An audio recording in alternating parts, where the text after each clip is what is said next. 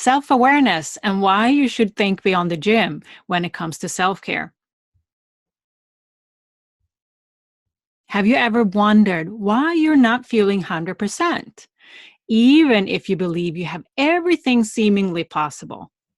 So many people these days are craving more and more external stimulation, but external things are starting to do less and less for us.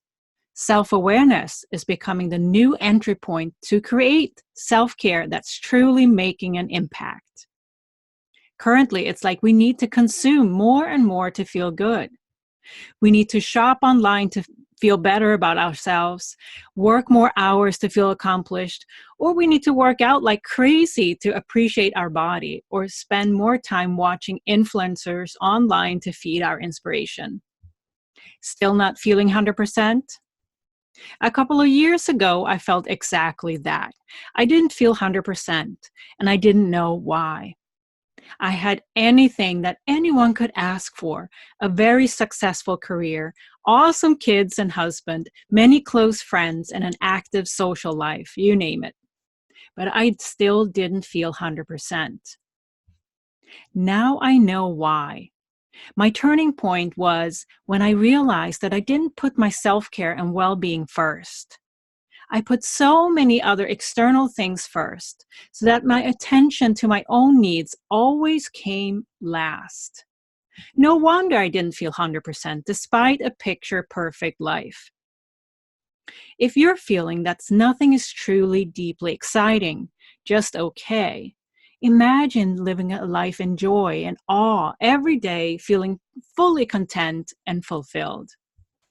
It's possible if you're willing to discover how. It's a myth that the road to personal change has to be a hard one. Many times, the experiences of hitting rock bottom can be very hard and upsetting, and many times that's the inevitable. The fear and belief that everything possible has to fall apart in order to change is one of the reasons that many women don't even allow themselves to think about making a change to their life. Many women just go on to the next day and the next, same way as yesterday.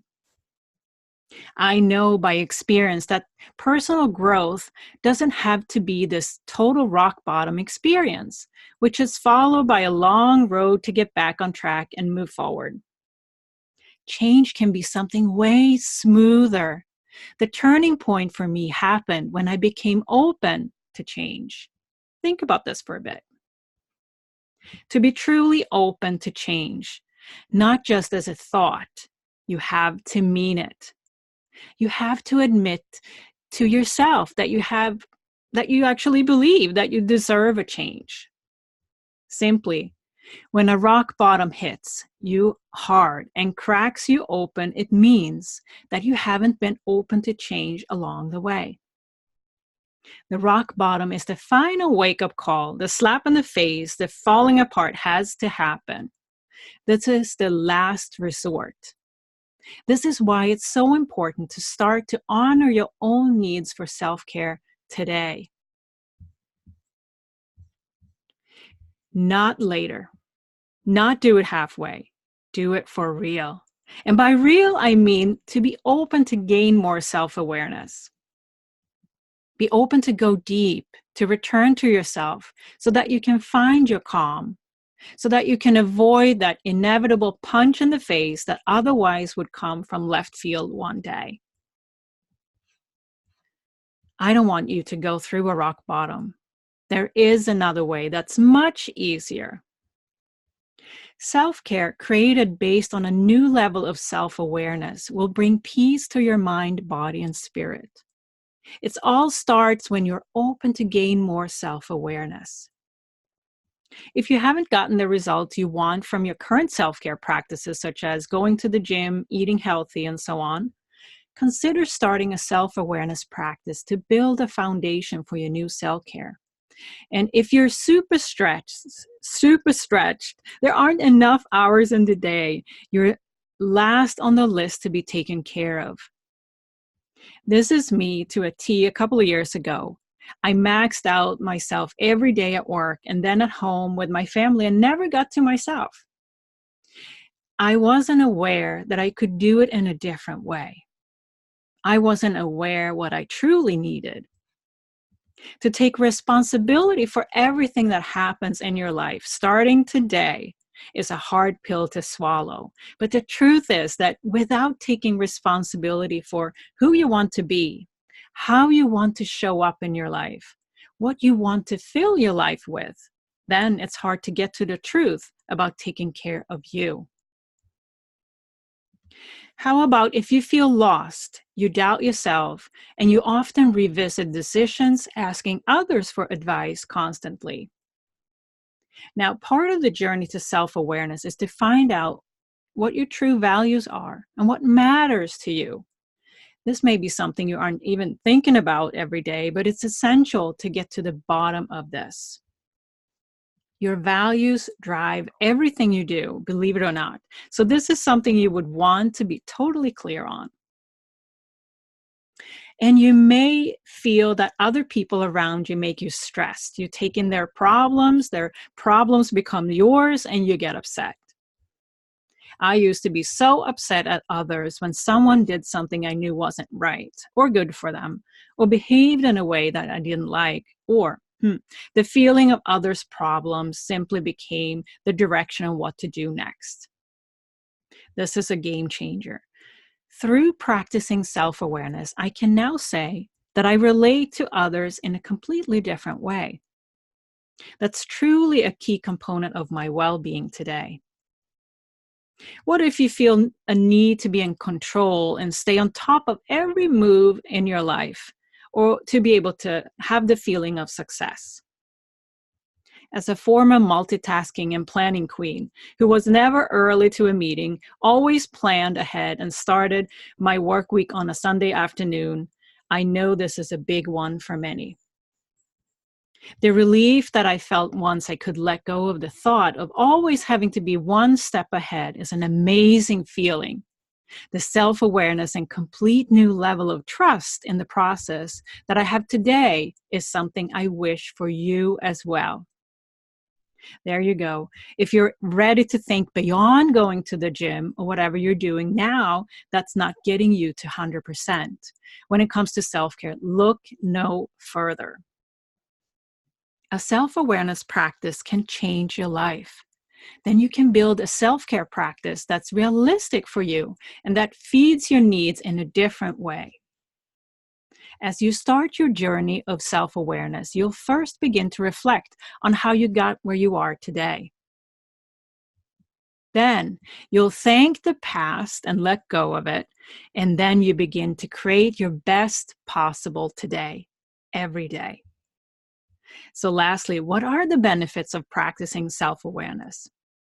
You'll find out what you really love to spend your time on, and you'll find out what's not serving you anymore and what truly matters to you. You'll find out what you need to stay you and what truly motivates you and what makes you truly happy. One way to approach it all is to start looking at it as a journey of self-discovery to get clear on what is unique about you. To go on a journey of self-awareness discovery is similar to the feeling of coming home or the feeling of finally sitting down on your couch after a crazy busy day. Begin today. So if you're not feeling 100%, like something is missing, even if you're going to the gym multiple times per week, eating healthy, and seemingly taking good care of yourself, it's not too late to invite a new level of self-awareness to your life.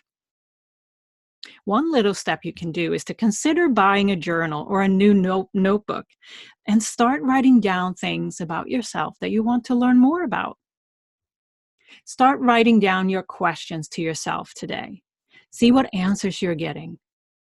How can you start taking responsibility for a new level of self-care today?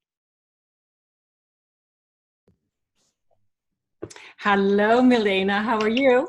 I'm great. How are you? Very excited to connect with you and chat today. So great to have you part of this conversation. So welcome. Thank you very much. Happy to be here.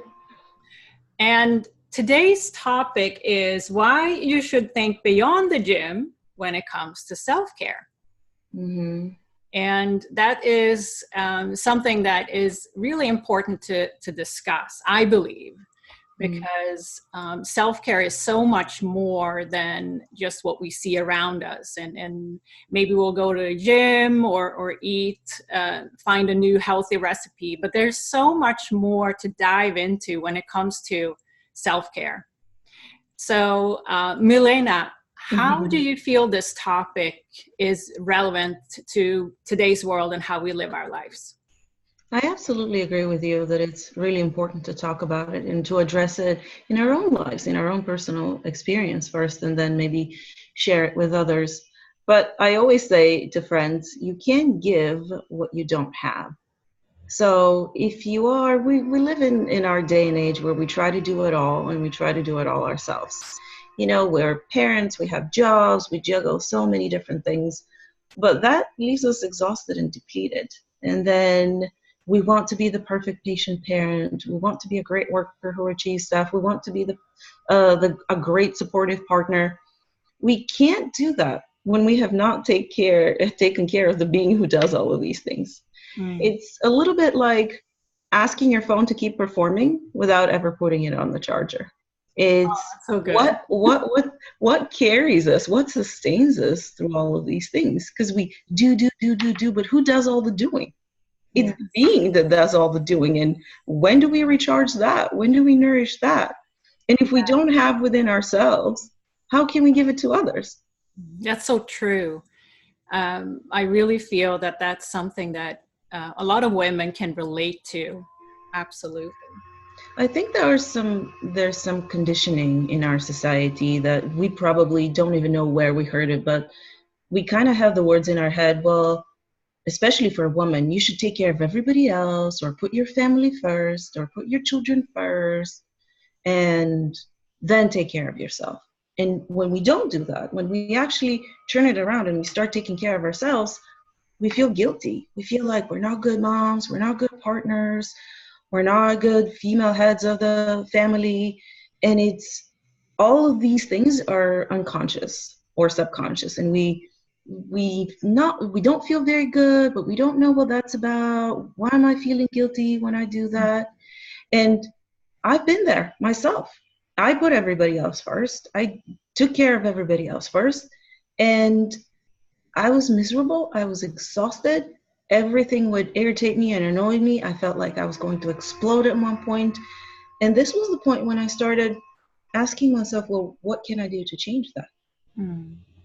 Yeah, and that's really the point where we have the opportunity to open up and crack open and start changing. So what would you recommend someone that really feel stressed and stretched and want to find another approach to their busy day and their self-care? What would you recommend? There are millions of things that we can do, literally, and there's so many tools out there, and all of them are wonderful in their own little ways. I can share a couple of the things that have worked really well for me, but the first one is to understand that your capacity to do for yourself and others increases tremendously when you take care of yourself. You will be able to do and accomplish more in a much happier way, have a good time while doing that, as opposed to being miserable.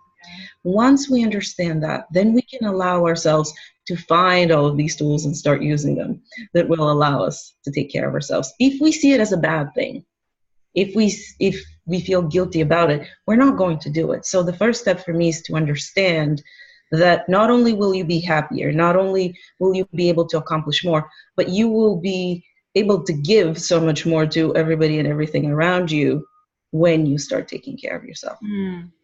One of the tools, when I ask that question in meditation, how can I be better? How can I do better? How can I not be a crazy parent who loses it on their child because they refuse to put their shoes on in the morning on time? I got the answer: replace I have to with I choose to, with I want to, actually. And if you can't say I want to, because we feel like I don't want to go to work. I don't want to clean the house. I don't want to cook right now. Then replace it with I choose to, if you can't say I want to. And if I hadn't written it down at the moment when I received the message, I probably would have just dismissed it as something that I imagined. That was years ago. And to this day, this is a tool that I use on a daily basis because it gives you ownership of the choices that you make on a daily basis. What to do, what not to do, maybe to find alternative options or different approaches to things that you still choose to do. But what changes is how you feel about it. You're coming from a state of empowerment where you know that you are in charge of the choices that you make. And if you're not happy with them, you can always make a different one so that you are happy with Such them. a powerful, but yet very simple shift to make. And so I recommend anyone that's listening or viewing this, make that little test experiment today in terms of the the shift that Milena's suggesting here from should to want to. And yeah, can you repeat it again? Yeah, replace I have to with I want to, or if you can't say I want to, with I choose to. There you go. There you go. You got it right there. Because nobody can really force us to do anything. We are in charge. Yes, we can allow others to influence us, but we're still the bosses. We're the ones allowing it. And it's owning that choice changes everything. And I found that the biggest changes in my life have come from subtle shifts in awareness and perspective. So true. It has been so incredibly powerful. And I have one other tool to share for people. Another thing that I have used is understanding that we are spiritual beings in physical bodies. Because we talk a lot about being healthy and self-care and going to the gym and all of that, but we seem to neglect our spiritual needs. It's not a coincidence that we say, oh, I need something that feeds my soul. Why do we say that? Because it's extremely important. We are that being that does all of these physical things in that reality, all of this doing. But how often do we nurture that? And how do we even nurture that? Well, there are plenty of different things, and they would be different for all of us. But just opening ourselves up to realizing what those are and maybe making a list. For me, really inspiring, wonderful conversations like this one is something that feeds my soul. Empowering others, allowing them to see a different perspective where I see that slight shift and all of a sudden their eyes light up and you can feel that shift in energy in them that has the potential of changing their life. That is extremely nurturing to me and feeds my soul. Yeah. And I can experience that too in coaching sessions where a person has a inner shift in terms of how they experience a situation. That is what we're talking about here, that inner shift. So the post talks about the importance of taking responsibility for your own self-care and self-care in that broader perspective. Can you give an example of when you've either learned that for yourself or when you have inspired somebody to take that responsibility themselves? Ultimately, we are responsible for our lives and our realities. And waiting for something or someone outside of us to do what it is that we need is crazy, because it's never going to happen. And I think we've all tested it. We've tried for years. I myself is, oh, you take care of everybody else and then they'll take care of you. No, that doesn't happen. They usually take you for granted. They just think that you keep doing what you're doing. And at some point I realized, oh, nobody's going to take care of myself unless I do it. And also very often, a lot of the stuff that we don't take care of within ourselves gets projected onto others, and we tend to externalize all of these things. But ultimately, the responsibility is ours, because responsibility is not a burden, it's power. The only time when you're actually able to make changes and live the life that you want is when you take your power back. And that is responsibility. We tend to see responsibility as duty, as obligations, as endless errands and tasks that we need to complete. It's not that, it's your power. Yeah, and I have the same experience that, and that I've also witnessed in other people, is that we have this conditioning that change has to be hard and difficult, and it's a burden. But actually, what you're talking about, and I agree with, is that it doesn't have to be that way, and it can be that light, energetic feeling when, and usually when we have that energetic feeling, that's when we're on the right path. So yeah. I absolutely loved when I read that we're conditioned to think that it's hard and why. I actually even recorded a little video about that expression of hardship and struggling. We tend to value the struggle, the perseverance, like the hero. The more challenges, the better. And the more you overcome, the better person you are, the more. And if things come easily to you, then you're not as worthy. You're not as strong, as admirable. Why? I really admire people who manage to manifest everything in their lives absolutely amazingly easily, and they enjoy the heck out of it. Why not? Why do we value the hardship? Why do we value that fake heroism of the more challenges, the better? And one tool that I have used that I've learned from my favorite mentor was, when you're in a situation where you tend to struggle, you ask yourself, what would this look like or feel like if it were easy? And then just kind of sit with that idea and allow that energy to pour over you and allow that to guide you. And guess what? Most of the time, that helps us release that struggle, that resistance, and gives us permission to know that we can actually flow with things and be assisted and not have to worry about every little detail. It doesn't have to be hard unless we really want to, which apparently we do because we make it most of the time. Yeah. No, so I mean, what we're suggesting here, both of us, is really that responsibility can actually equal ease as well. Absolutely. So I'll give you all who are listening or viewing this a little nugget here to think for yourself whether, you know, when you take responsibility for your own self-care in this broader perspective, do you feel ease or do you feel really a burden? And you can. Yeah. And when we say responsibility, I see that more of as an ability to respond outside of our conditioning that we're usually unaware of, and think about things and say, well, like what you said before, is, does this serve me in any way? And do I make a conscious choice to not go by this conditioning and to make a different choice that is actually much better for me, it serves me, and also increases my capacity to have positive impact on others? So Milena, for you, what does being truly open to change mean to you? Is the willingness to be okay and to feel good and embody the state of happiness no matter what happens. It's also understanding that the only constant thing in life is change. I don't remember who it was who said that. I think it was an ancient Greek philosopher. Uh, Change is who we are. We are not the same people that we were 10 minutes ago before we started this conversation. It is our natural state of being. It's the most natural thing in the universe. And it's just accepting and allowing that to unfold. It's wonderful and it's exciting. Yes, we're also conditioned to fear change, especially big change. Our physical bodies don't always feel very comfortable with change when we have to travel large distances, shift time zones, energies of different countries. But it's a natural thing, and it's also extremely expansive. Yes. It's who you are. Change is who you are. It's not something to be feared, because you'd be fearing yourself.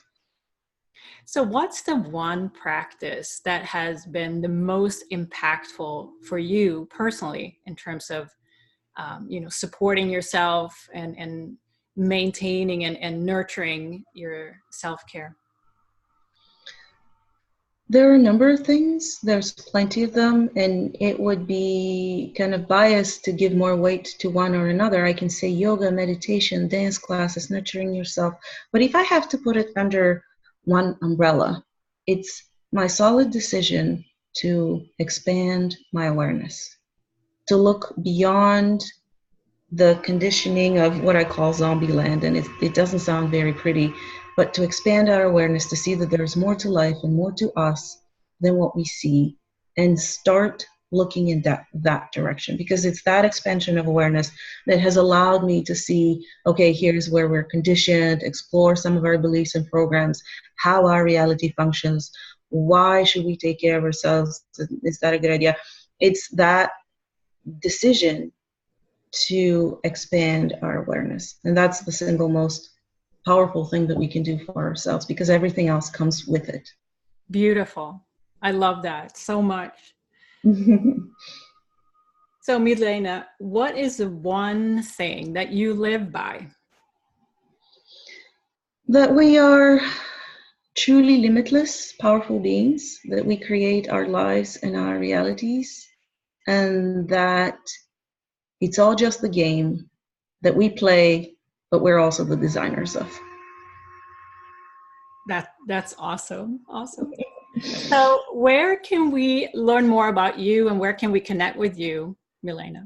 There are several places. My site is askmilena.com, where you can learn more about me. I also have two YouTube channels, one in English and one in Bulgarian. And if you just type in Ask Milena on YouTube, you will find it. I have a Facebook page, which is Ask Milena Today. You can also find me on Instagram, again, Ask Milena Today. And I post weekly videos every single week with little tools for daily empowerment or topics that people don't usually talk about. I offer alternative perspective on things, how we can handle things in life, what I call them life hacks, shortcuts to life, like cheat codes to life, where we can do things in an easier, faster, more efficient, and fun way, as opposed to struggle, for example. And one of the topics is letting go of struggle, or why hard work is not always such a good idea, and things like that. And even topics like sex and intimacy and relationships and all of these things that are not so widely discussed but have a huge impact on our lives. Mm. And it's worth talking about them and empowering ourselves so that we can be creating the reality that we want and the life that we want. Oh, that's so awesome. It sounds like you have a really, what a resource. So I recommend everyone submit a question to Ask Milena. Thank you. So Yeah, thank you so much. absolutely. Thank you so much for this wonderful conversation. And I want to say thank you again. Thank you very much. It's been wonderful to connect with you. I want to thank you for being a voice of empowerment, especially for women, for bringing awareness to raising awareness and to all of these things, because being that pioneer, taking the first step and reaching out to connect with others is a really, really powerful thing. And we can do so much more together. Oh, so beautiful. Thank you. Thanks so much. Thank you. Hope to connect with you again.